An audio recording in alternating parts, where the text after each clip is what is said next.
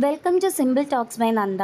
കഴിഞ്ഞ ക്ലാസ്സിൽ നമ്മൾ മെഷീൻ ലേണിങ്ങിൻ്റെ 4 ടൈപ്സ് ഏതൊക്കെയാണെന്ന് പറഞ്ഞായിരുന്നു.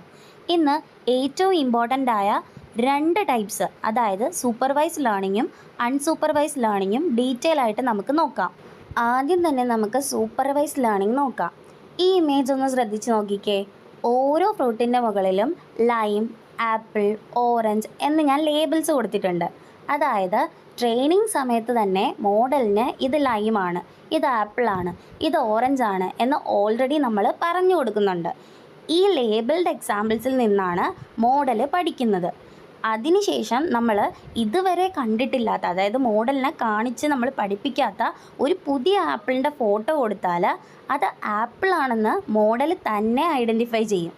അതായത് കറക്റ്റ് ആൻസേഴ്സ് അല്ലെങ്കിൽ ലേബിൾസ് ഓൾറെഡി ഉള്ള ഡേറ്റ യൂസ് ചെയ്ത് മോഡലിനെ പഠിപ്പിക്കുന്ന രീതിയാണ് നമ്മൾ സൂപ്പർവൈസ്ഡ് ലേണിംഗ് എന്ന് പറയുന്നത്. സിമ്പിളല്ലേ? മനസ്സിലായോ? ഇനി നമുക്ക് അൺസൂപ്പർവൈസ്ഡ് ലേണിംഗ് നോക്കാം. ഈ ഇമേജ് നോക്കിക്കേ. ഈ ഇമേജസിൽ ഫ്രൂട്ട്സ് ഉണ്ട്, പക്ഷേ ഇവിടെ ലൈം, ആപ്പിൾ, ഓറഞ്ച് എന്നിങ്ങനെ ഞാൻ ലേബിൾസ് ഒന്നും കൊടുത്തിട്ടില്ല. അതായത് ട്രെയിനിങ് സമയത്ത് കറക്റ്റ് ആൻസർ മോഡലിന് അറിയില്ല. അപ്പോൾ മോഡൽ എന്ത് ചെയ്യും?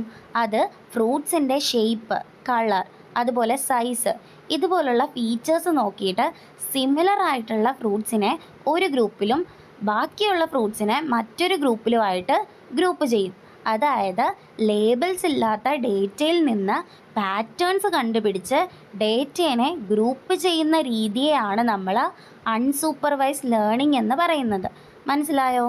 ഇനി നമുക്ക് സൂപ്പർവൈസ് ലേണിങ്ങിൻ്റെയും അൺസൂപ്പർവൈസ് ലേണിങ്ങിൻ്റെയും ഒരു കമ്പാരിസൺ ടേബിൾ പോലെ ഒരു 10 പോയിൻറ്റ്സ് പഠിച്ചു വയ്ക്കാം. ഈ പോയിൻറ്റ്സ് പഠിച്ചു വെച്ച് കഴിഞ്ഞാൽ, ഇപ്പോൾ സൂപ്പർവൈസ് ലേണിംഗ് തന്നെയാണ് ചോദിക്കുന്നതെങ്കിൽ ഞാൻ ആദ്യം കാണിച്ച ഇമേജസ് വെച്ച് നിങ്ങൾക്ക് വരച്ച് കാണിച്ചിട്ട് ഈ 10 പോയിൻറ്റ്സ് പാരഗ്രാഫാക്കി എഴുതാം. ഇനി കമ്പാരിസൺ ആണെങ്കിൽ ഇത് തന്നെ രണ്ടിൻ്റെയും എഴുതാവുന്നതാണ്. അപ്പോൾ ഒരു ഈസി ആയിട്ടുള്ള രീതിയിലാണ് ഞാൻ ഈ നോട്ട് പ്രിപ്പയർ ചെയ്തിരിക്കണം. അപ്പോൾ നമുക്ക് കമ്പാരിസൺ ടേബിളിലോട്ട് പോവാം. സൂപ്പർവൈസ് ലേണിങ്ങിലെ ഫസ്റ്റ് പോയിൻ്റാണ് ഇൻപുട്ട് ഡേറ്റ ഈസ് ലേബിൾഡ് എന്നുള്ളത്. അത് നമ്മൾ കണ്ടതാണ്. അവിടെ ഇൻപുട്ട് ഡേറ്റ ലേബിൾഡ് ആയിട്ടാണ് കൊടുത്തിരിക്കുന്നത്. അപ്പോൾ അൺസൂപ്പർവൈസ് ലേണിങ്ങിൽ എങ്ങനെയായിരുന്നു? Input data is unlabelled.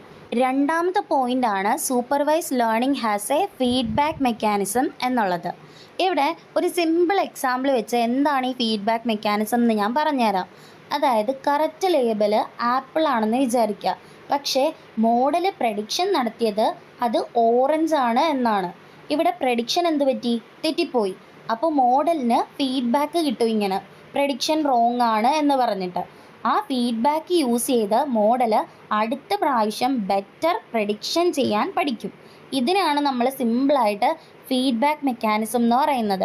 ഇങ്ങനൊരു ഫീഡ്ബാക്ക് മെക്കാനിസം സൂപ്പർവൈസ് ലേണിങ്ങിലുണ്ട്.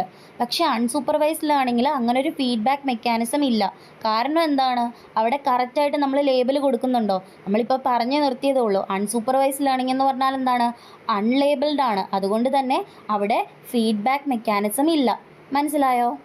സൂപ്പർവൈസ് ലേണിങ്ങിൽ മൂന്നാമത്തെ പോയിൻ്റാണ് data classified based on training data set.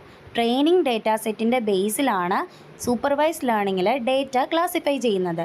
എന്നാൽ അൺസൂപ്പർവൈസ് ലേണിങ്ങിൽ groups or assigns properties based on similarity. സിമിലാരിറ്റിയുടെ ബേസിലാണ് ഗ്രൂപ്പുകളാക്കുന്നത് എന്ന് ഞാൻ ഓൾറെഡി പറഞ്ഞിട്ടുണ്ടായിരുന്നു. ഇനി ഫോർത്ത് പോയിൻ്റ് നമുക്ക് നോക്കാം. Supervise learning is divided into 2 types. ആ 2 ടൈപ്സ് ആണ് റിഗ്രഷൻ ആൻഡ് ക്ലാസിഫിക്കേഷൻ എന്നുള്ളത്. ഇനി unsupervise learning is also classified into 2 types. First ടൈപ്പാണ് ക്ലസ്റ്ററിങ് എന്നുള്ളതും സെക്കൻഡ് ടൈപ്പാണ് അസോസിയേഷൻ എന്ന് പറയുന്നത്. ഇനി അഞ്ചാമത്തെ പോയിന്റിലോട്ട് നമുക്ക് പോവാം. സൂപ്പർവൈസ് ലേണിംഗ് എന്തിനാണ് യൂസ് ചെയ്യുന്നത്? പ്രഡിക്ഷന് വേണ്ടിയിട്ടാണ് യൂസ് ചെയ്യുന്നത്. അപ്പോൾ അൺസൂപ്പർവൈസ് ലേണിംഗോ? Used for analysis and pattern discovery. ഇനി സൂപ്പർവൈസ് ലേണിങ്ങിൽ വരുന്ന കുറച്ച് അൽഗോരിതംസ് നമുക്ക് നോക്കി വയ്ക്കാം. സൂപ്പർവൈസ് ലേണിങ്ങിൽ വരുന്നതാണ് ഡിസിഷൻ ട്രീ എന്ന് പറയുന്നത്, അതേപോലെ തന്നെ ലോജിസ്റ്റിക് റിഗ്രഷൻ, SVM, അതേപോലെ നെയ്വ് ബേസ്. ഇതെല്ലാം സൂപ്പർവൈസ് ലേണിങ്ങിൽ വരുന്ന അൽഗോരിതംസ് ആണ്. ഇനി അൺസൂപ്പർവൈസ് ലേണിങ്ങിൽ വരുന്ന അൽഗോരിതംസ് നോക്കാനാണെങ്കിൽ K means, hierarchical clustering, apriori, ഇതെല്ലാം അവിടെ വരുന്നതാണ്. ഇനി നമുക്ക് 7th പോയിൻ്റ് നോക്കാം. ഇവിടെ നോൺ നമ്പർ ഓഫ് ക്ലാസ്സസ് ആണുള്ളതെങ്കിൽ അൺസൂപ്പർവൈസ് ലേണിങ്ങിൽ അൺനോൺ നമ്പർ ഓഫ് ക്ലാസ്സസ് ആണുള്ളത്. ഇനി സൂപ്പർവൈസ് ലേണിങ്ങിൻ്റെ കുറച്ച് എക്സാമ്പിൾസ് നോക്കാനാണെങ്കിൽ ഇമെയിൽ ക്ലാസിഫിക്കേഷൻ, അതായത് സ്പാം ഓർ നോട്ട് സ്പാം. അതായത് നമുക്ക് മെസ്സേജസ് വരുമ്പോൾ സ്പാം മെസ്സേജസും അല്ലാത്ത മെസ്സേജസും നമുക്ക് സെപ്പറേറ്റ് ആയിട്ട് വരുന്നില്ലേ, അത് ഈ സൂപ്പർവൈസ്ഡ് ലേണിങ്ങിൻ്റെ ഒരു എക്സാമ്പിളാണ്. അതേപോലെ തന്നെ ഹൗസ് പ്രൈസസ് എല്ലാം നമ്മൾ പ്രെഡിക്റ്റ് ചെയ്യുന്നത് സൂപ്പർവൈസ്ഡ് ലേണിങ്ങിൻ്റെ ഒരു എക്സാമ്പിളാണ്. വെതർ ഫോർകാസ്റ്റിംഗ് ഒരു എക്സാമ്പിളാണ്.